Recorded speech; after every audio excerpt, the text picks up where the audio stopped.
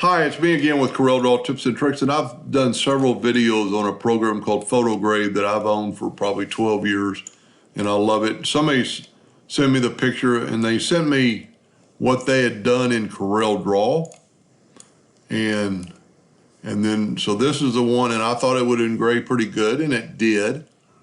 But here is Photograv's version of that. Now, I didn't know what kind of wood you're going to put it on, so I picked birch plywood. I just went out to the shop and I ran it at $400 per inch on my 60-watt laser at 100 power at 70 speed.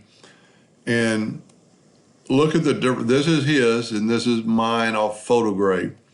The detail is outstanding. Now, the real reason for the video, I'm not trying to push Photgrav. It's expensive. It's $395, but if you do a lot of work with it.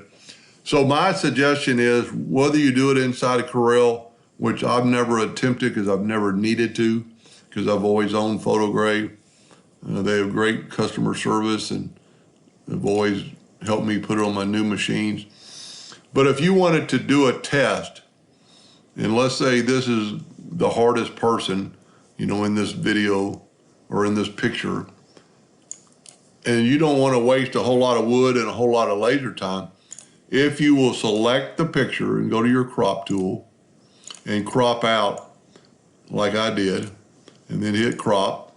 Now with the other picture selected, go to the crop tool, crop, and you have to have it selected or it'll make everything else on the page disappear. And then you could take this out to your laser and run these jobs regardless if you did it inside Corel or inside Photgrav, and you don't waste a lot of wood and you don't waste a lot of time. I mean, that looks like that would engrave pretty good, but look at the difference. The eyeglasses, the shadowing, the teeth, and especially the pattern on her shirt. Photgrav really made it stand out. Now, there are some people out there that can do it inside and Roy Brewer, one of my mentors, has a video on how to do this, and basically the same thing that Photgrav does, but Photgrav does it in like 2 seconds.